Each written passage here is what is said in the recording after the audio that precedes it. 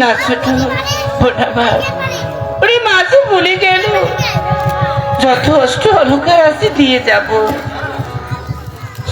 দিদি রে বলো, একজন নারীর সব থেকে বড় হলো সম্পদ হলো তারই সবই। আর আমার সবই তো আমায় ছেড়ে চলে গেছে, তাই না? আর এসব অলঙ্কার দিয়ে আমি কি করবো?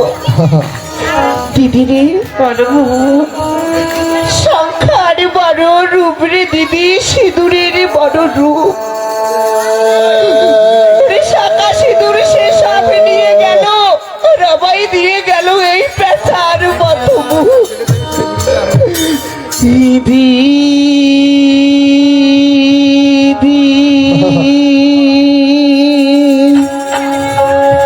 খুলে না মন আদির কুহুনা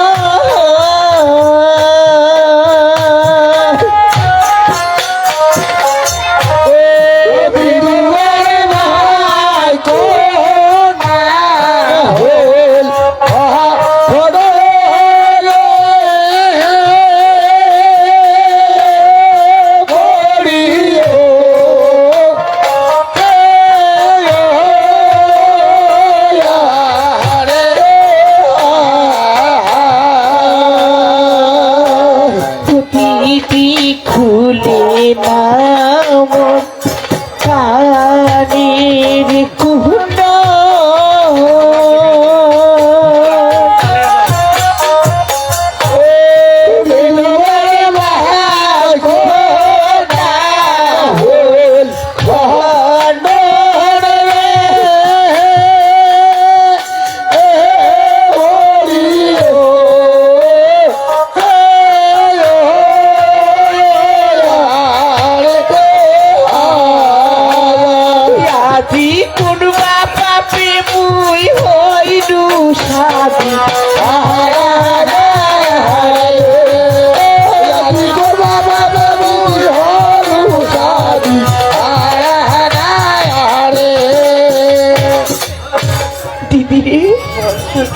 ওরে খুলে নাও মোর কানের কুণ্ডল।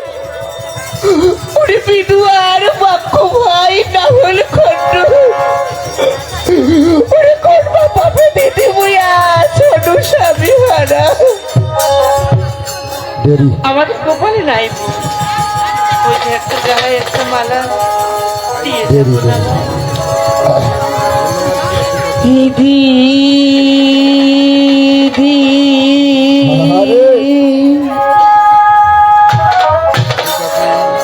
খুলে না মন গলা কাছি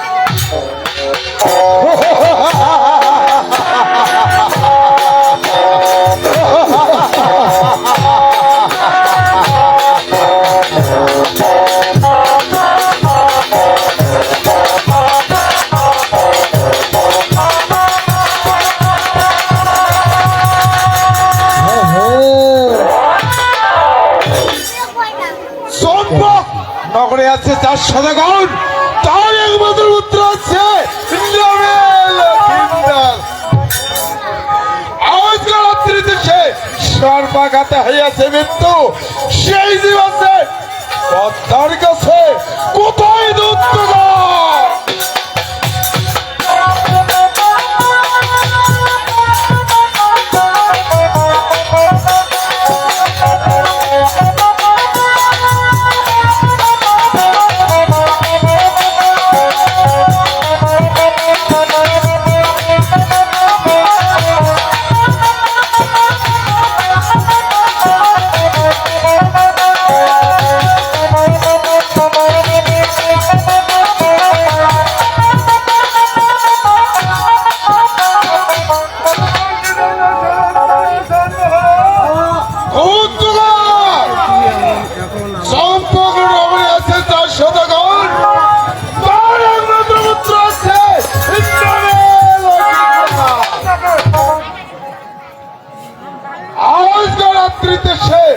সর্বাঘাত হইয়াছে মৃত্যু।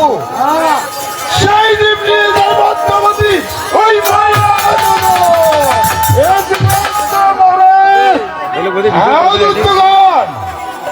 যাও যাও তোরা সেই জীব নিয়ে এসো এই আমারই কাছে।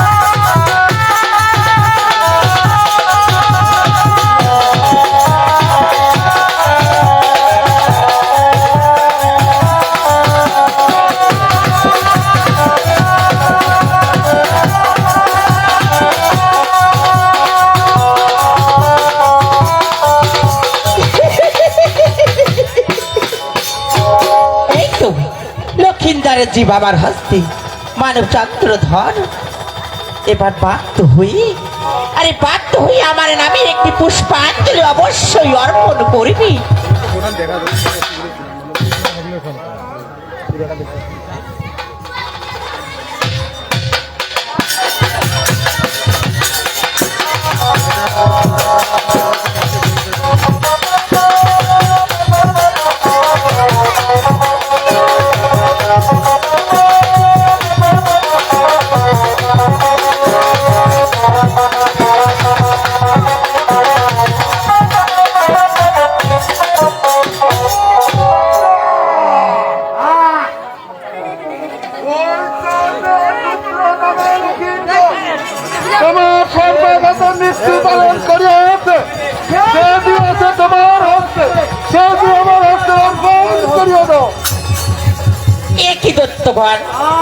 তোমরা কি জানো না সাপে কাটি বাগে খায় জলে ডুবে মরে ওরে পেট পেতে নাই তার সেই টিপ যায় আসার তলে। আর সেই টিপ নিতে এসেছ তোরা আমারই গোছরে না লক্ষিন্দারকে মেরেছে আমি বাদারে বিবাদে এই টিপ কখনোই তোমাদের হস্তে আমি অর্পণ করবো না।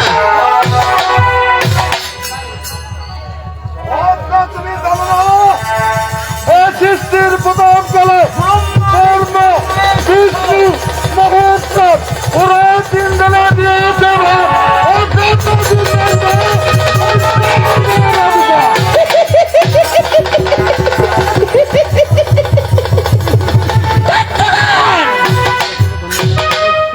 জমপুরে আছো তোরা যত জমের দুধ ওরে সাকিয়ায় আইসো তোরা যত জমের পুত করে দত্ত দুরাচার তোমার ঘরে যে জমরা যাচ্ছে আমার এই পায়ের উপর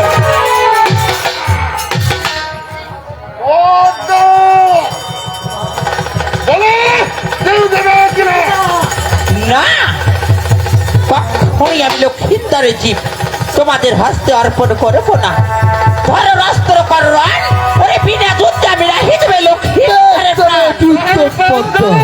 তুমি করবে যুদ্ধ? হ্যাঁ, ধরো অস্ত্র কর রণ, ওরে বিনা যুদ্ধে আমি রাখি দেব লক্ষিন্দরের প্রাণ। তাহলে বেশ, তুমি তোমার যুদ্ধের সব আমি এখনই মেরিয়ে দেবো।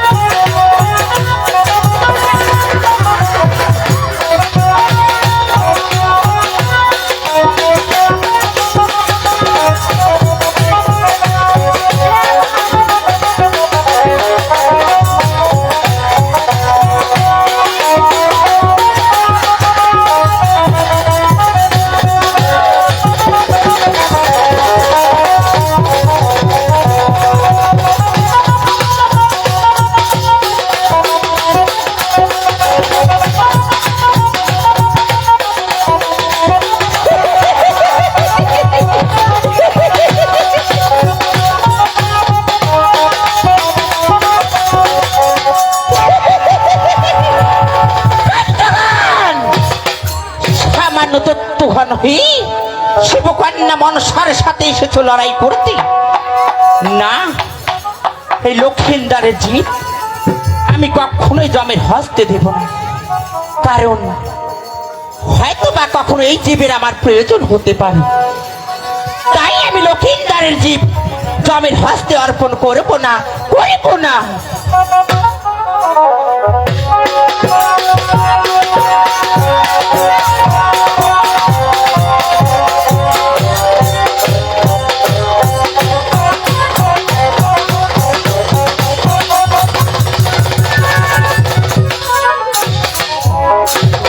দূতগণকে বলিলাম লক্ষিন্দর যে অন্তে সে এখনো হচ্ছে না কেন?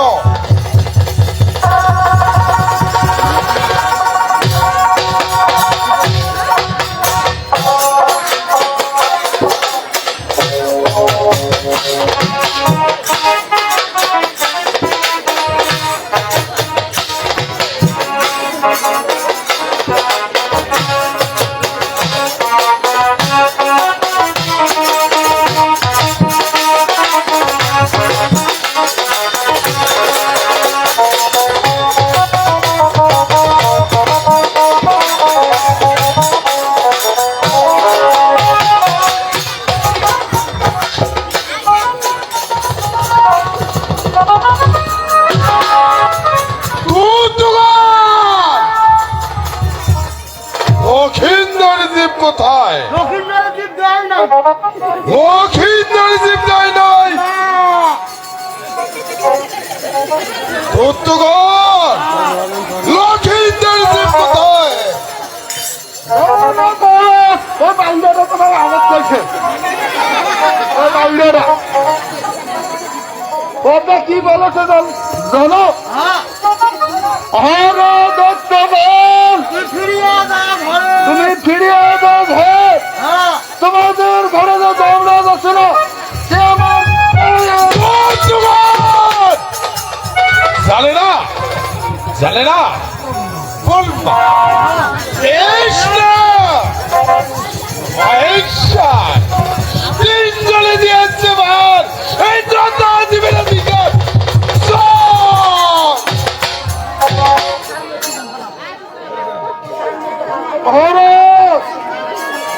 তুমি কইলো আমি মানি না, মানি না, মানি না। এই বলে দূতগণ, মানবি না? সাপটা কি বলেছে জানো? কে বলেছে দত্তগণ? ওই সাপে কাজে বলে দেয় ও 3 দিন ওদিকে তোমাদের যমরাজ নেই। দত্তগণ! সাপে কাটে, বাগে মারে, জলে ডুবে মরে। সেই যে জীবে স্বামীর অধিকারে নয়, ভাবতে বলেছে। ওরে ওরে দত্তগণ, তোমরা যুক্ত আছো যতজন, যুদ্ধে যাত্রা করবো। এই সাজো হে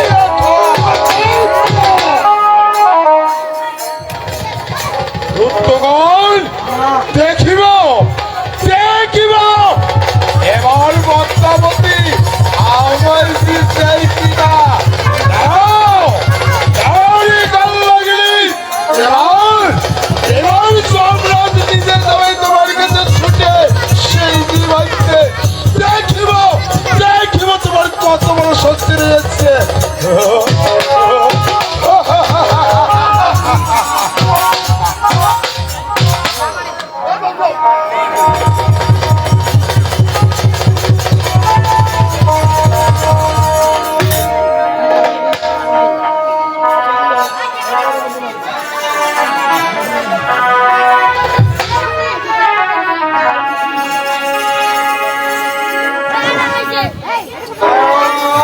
সাজে কত সাজে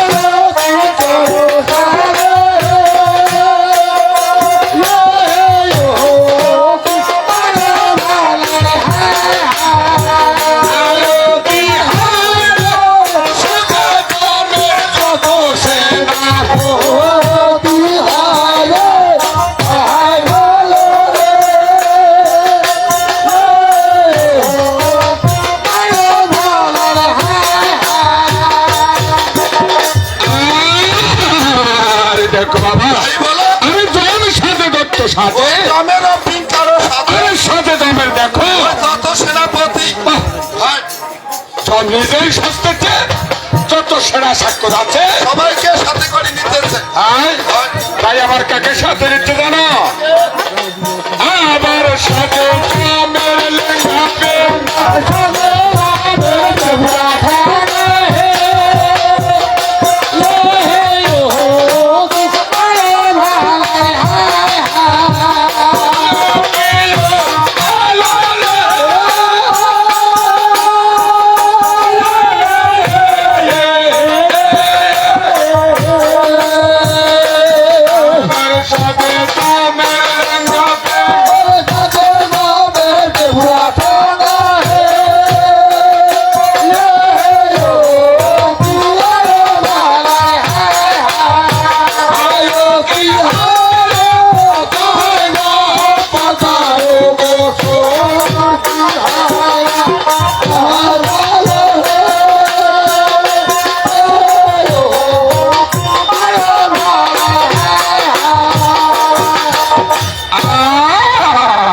দেখো বাবা, আরে সাথে জমের লেঙ্গা পেঙ্গা আরে দাঁড়ে জমে দেখো যত সৈন্য সামন্ত আছে সবাইকে সাথে করি দিয়া যাইতে। আবার কাকে নিচ্ছে জানো? আর দেখো সাথে জমের লেঙ্গা পেঙ্গা আরে জয়জন দেখো কাছে কেউ কে পিছিয়ে রাখবে না, সবাইকে সাথে নিয়ে ময়নানগরে আক্রমণ করবে। ওই বাবা সবাইকে যে সাথে নিচ্ছে, এদিকে তো আমরা নিজেই কি করছে? কি করতেছে বাবা? কি করছো জানো?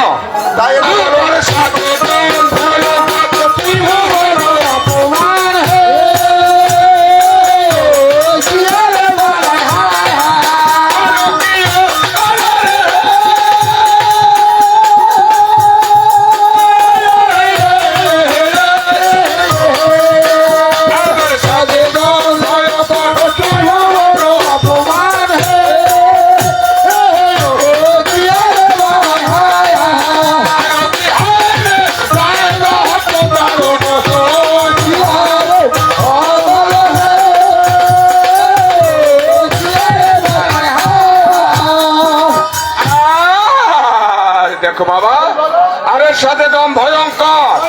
হইলো বাবা চন্দ্রধর আরে যাই দম দেখো ওই পদ্মারও কাছে।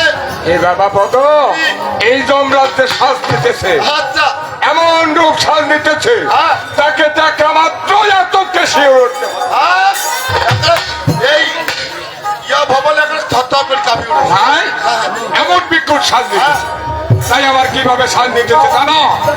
আমার হস্ত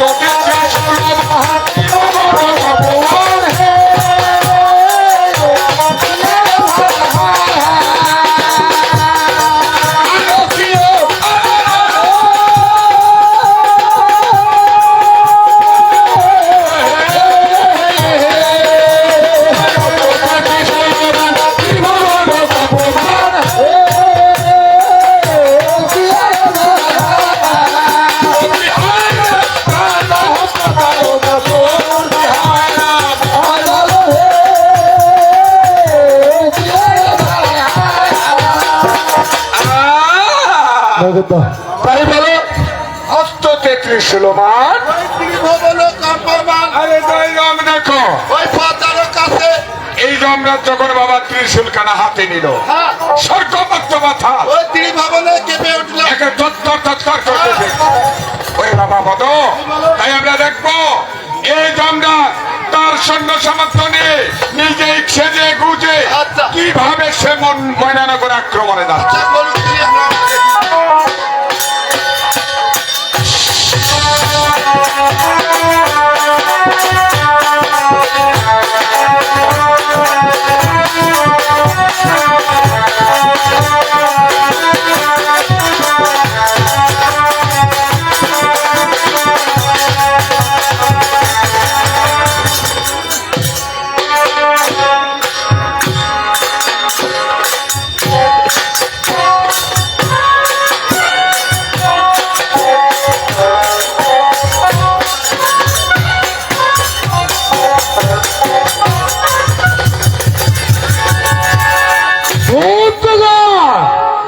এই তো এসেছি আমরা ময়নানগর, তাই না? সাউদুত্তগণ ময়নানগরকে করই আক্রমণ। সাউদুত্তগণ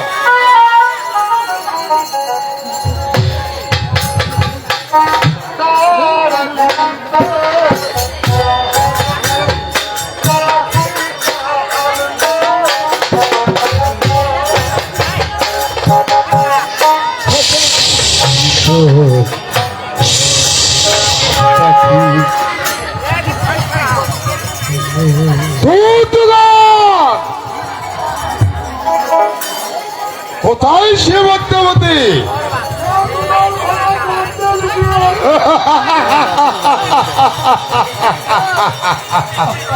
আমার বাড়িতে গর্তে লুকিয়েছে। চলো চলো দূতগণ, কোথায় সে মধ্যবতী? আমাকে দেখে যাও। এই চলো দূতগণ।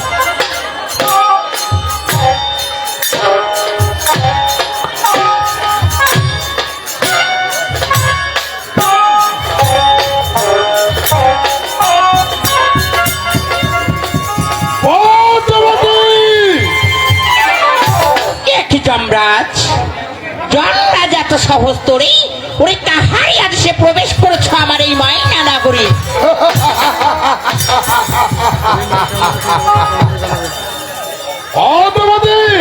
সম্রাটকে কখনো অনুমতি নিতে হয় না। বলো যমরাজ, তাহলে কেন এসেছ আমার ময়নানগর? কেন এসেছে?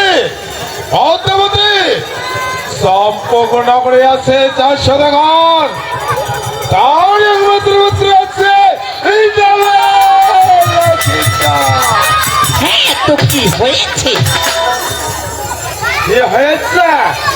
আজ রাত্রিতে সে সর্বাঘাতে হইয়াছে মৃত্যু। সেই দিবসে তোমার কাছে সেই দিন তুমি আমার হস্তে দাও। যমরাজ, তুমি কি জানো না, বা হয়তো ভুলে গিয়েছ, তাই না? আরে সাপে কাটে বাকি খায়, জলে ডুবে মরে। ওরে ব্যক্তি নাই তার সেই দিন যায় অসার তলে। তুমিও জানো না ব্রহ্মা, কৃষ্ণ, মহেশ্বর তিন ঝরে দিয়েছে ভান যত জীবের অধিকার হ্যাঁ, আমি জানি ব্রহ্মা বিষ্ণু মহেশ্বর তিন দেবতাই দিয়াছে ভার ওরে সকলে জীবের অধিকার যমরাজ তুমি, কিন্তু এই লক্ষ্মীদারকে মেরেছে বাদারে বিবাদী সেই জীবের অধিকার তুমি নাও যমরাজ। ভালো ভালো বলছি, তুমি আমার হস্তে জীব দাও, নইলে কি করবো জানো? কি করবে তুমি? হস্ত বন্ধন করে নিয়ে যাব ওই আমার জলাই ভুবন। সংযত হয়ে কথা বলে যমরাজ। বাদুরে বাদুরে যমরাজ বাদই আমারই ওরে কতবার শক্তি আছে ওই তোমার বাসুকি। এখনো বলছি তুমি আমার হস্তে জীব দাও, নইলে তোমাকে নিয়ে যাব আমার এসে জামলাই ভবনে। যমরাজ ধর রাত্র কর রণ ওরে বিনা যুদ্ধে আমি না হিতবে লক্ষ্মীদারের প্রাণ।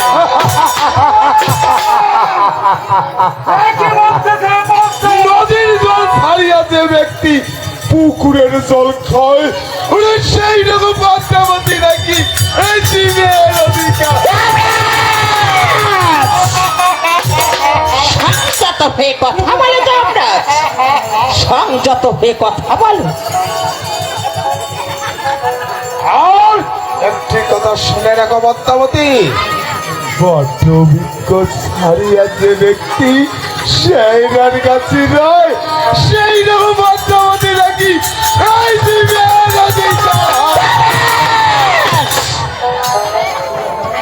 পূর্বেই বলে দিচ্ছি সংযত হয়ে কথা বলো যমরাজ।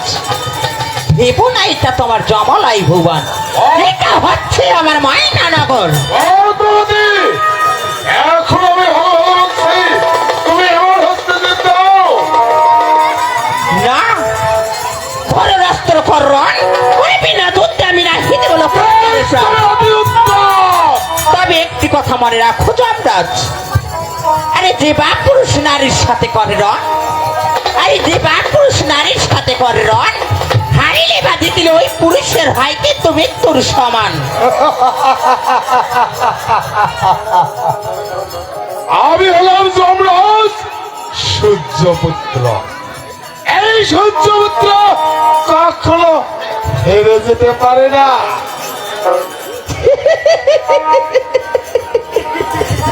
যমরাজ, আপনিও হয়তো ভুলে গেছেন আমিও কিন্তু শিবকন্যা মনসা, ছলনাময়ী মনসা।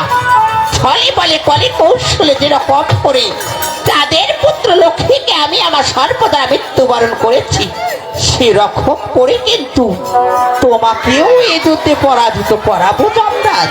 পারবি না, পদ্মাবতী পারবি না। এস, তুমি অস্ত্র হাতে ধরো। তবে বেশ, এস তবে। ও, এই সামনে অস্ত্র রাখো। বাহুতে কত বড় শক্তি। এসো, এসো।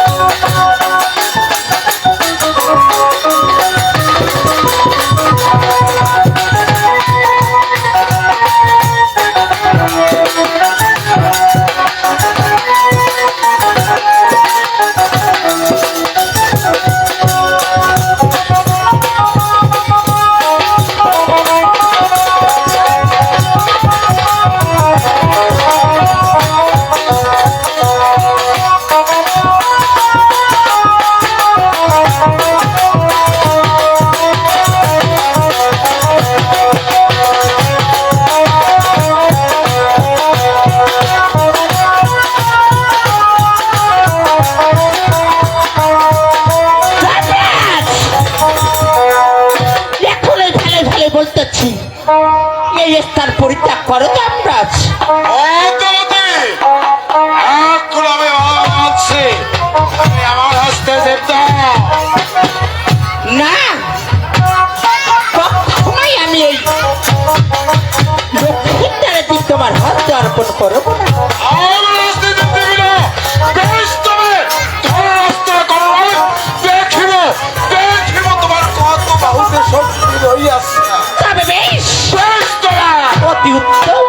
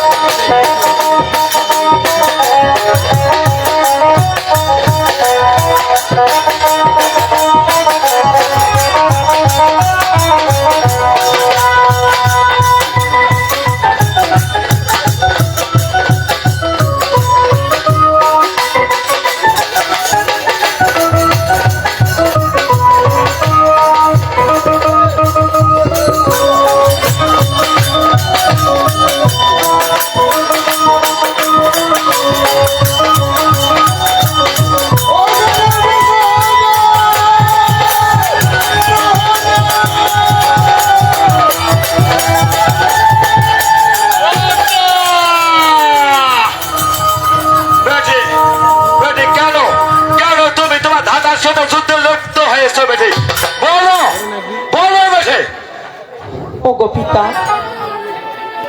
আপনি তো সবই জানেন পিতা।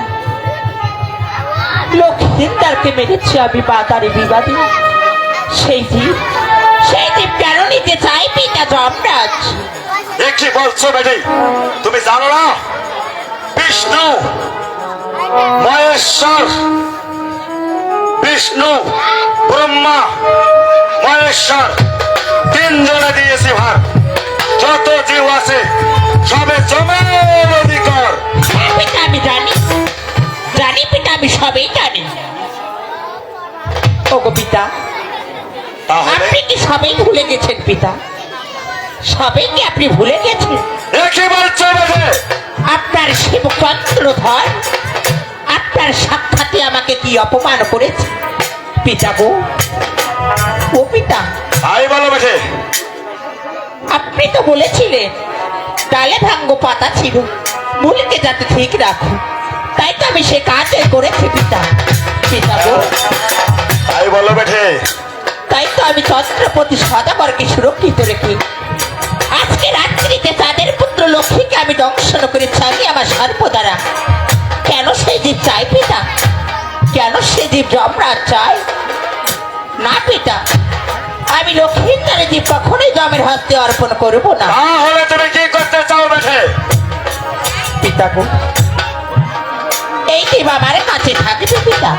তা যে হয় না বেটি, তা যে হয় না। কি বলছো বেটি? তাহলে তাহলে তুমি কি করতে চাও? ওগো পিতা, বলো বেটি। তবে বেশ বেশ পিতা, আমি এই লক্ষ্মীদারের জীব জমির হস্তে অর্পণ করবো না। তাহলে তুমি কি করবে পুত্রী? এই লক্ষ্মীদারের জীব আমি তোমার হস্তে অর্পণ করবো। কি কিন্তু বলছো পিতা, পুত্রী? আপনার সাক্ষাৎ আমাকে যমরাজকে কথা দিতে হবে পিতা। এ কি বলছো বেটে? হ্যাঁ তোমার ভাতা তোমার সাথে কথা দিতে হবে? হ্যাঁ পিতা, আর কারণ বলো বেটে। হয়তো বা লক্ষ্মীদারের জীবের আমার কখনো প্রয়োজন হতে পারে। হ্যাঁ বেটে। যখন আমি যাবো লক্ষ্মীদারের জীব, তখনই যেন পাই আমি লক্ষ্মীদারের জীব। ওগো পিতা, তাই বলো বেটে। তবে বেশ, এই লক্ষ্মীদারের জীব থাকলো আপনার ভাই, আর প্রয়োজন হলে যেন জীব ঠিক আছে বেটে। যাবো। তবে আমার পরিবার গ্রহণ করো তুমি এ নিয়ে কোনো চিন্তা করো না বেটে। আর আমাকে আদেশ করো, আমি যাতে আমার ময়নানগর চলে যেতে পারি। ঠিক আছে বেটে। সম্রাট পিতা, নাও নাও যমরাজ, এই জিউ খানাও, তুমি নাও। আর একটি কথা মনে রেখো যমরাজ, বলো পিতা। যখনই আমি এই জিউ তোমার কাছে যাবো, তখনই যেন আমি এই জিউ যেন পাই যমরাজ, কথাটা যেন মনে থাকে। তবে নাও যমরাজ। পিতা, প্রণাম দেব শ্রীচরণে। রাজ্ঞা করে যাই আমি এখন এই আপন ভুবনে। কল্যাণ হোক পুত্র। হবে হবে যমরাজ, আমি এখন আসি।